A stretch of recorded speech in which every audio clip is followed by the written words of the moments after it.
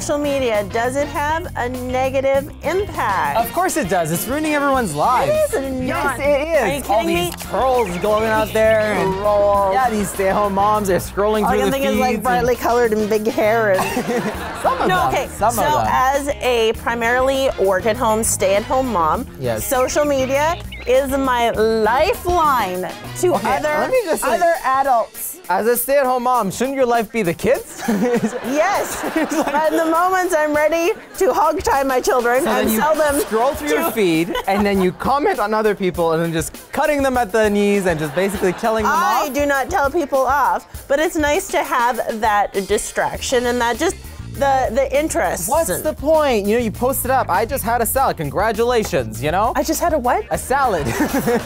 Yes. Post, what but is when you posting take your the food? picture of the salad, because people love I'm not a pictures of my nutritionist. food. I don't want to see what you're eating. What do I care?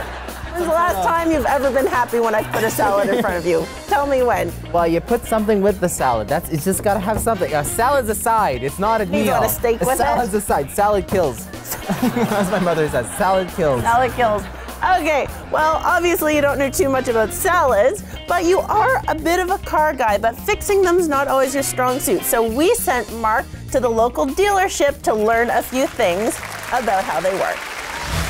Thanks for watching The Marc and Mandy Show. Like our video by clicking below and subscribe to our YouTube channel.